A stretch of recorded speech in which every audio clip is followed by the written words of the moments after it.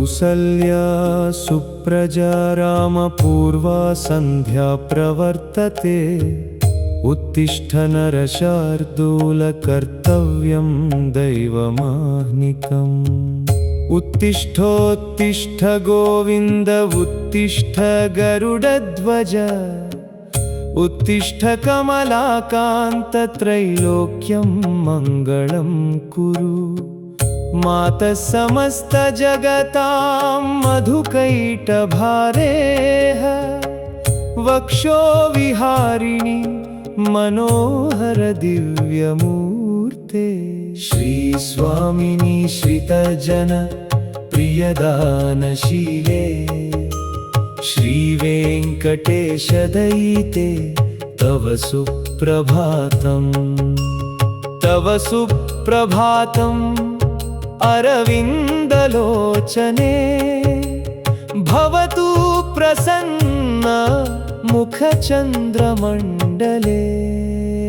विधिशङ्करेन्द्र वनिताभिरर्चिते। वृषशैलनाथ दयिते दयानिधे। अत्र्यादिसप्तऋषयः समुपास्य सन्ध्याम्। आकाशसिन्धुकमलानि मनोहराणि। आदाय पादयुगमर्चयितुं प्रपन्नाः। शेषाद्रिशेखर विभो तव सुप्रभातम्। पञ्चाननाब्ज भव षण्मुख वासवात्याः। त्रैविक्रमादिचरितं विबुधा स्तुवन्ति।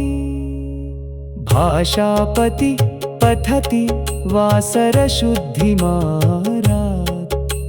शेषाद्रिशेखर विभो तव सुप्रभातम्। ईषत्प्रफुल्लसरसीरुह नारिकेला। पूगद्रुमादिसुमनोहर पालिकानाम्। आवाति मन्दमनिल सह दिव्यगन्धैः। शेषाद्रिशेखर विभो तव सुप्रभातम्। उन्मील्यनेत्रयुगमुत्तम पञ्जरस्थाः। पात्रावशिष्टकदळीफलपायसानि। भुक्त्वा सलीलमथकेलिशुकाः पठन्ति। शेषाद्रिशेखर विभो तव सुप्रभातम्। तन्त्री प्रकर्ष मधुरस्वनया विपञ्चा।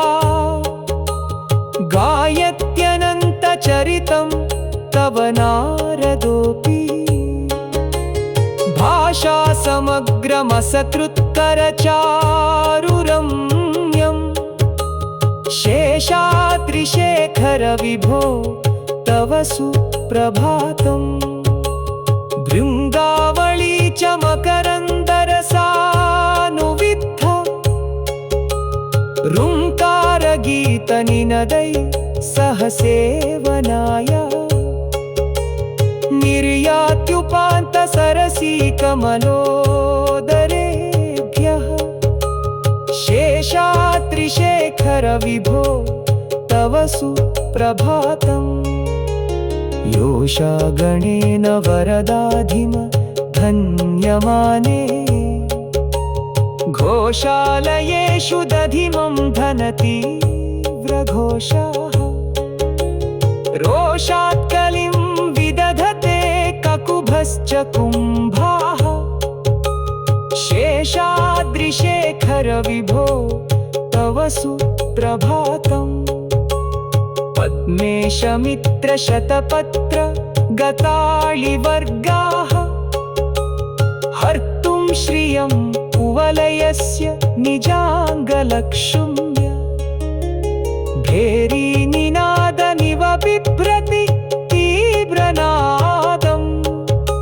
शेषाद्रिशेखर विभो तव तव सुप्रभातम् श्रीमन्नभीष्टवरदाखिललोकबन्धो श्री श्रीनिवास जगदेक दयैकसिन्धु श्रीदेवता गृहभुजान्तर दिव्यमूर्ते श्रीवेङ्कटाचलपते तव सुप्रभातम्।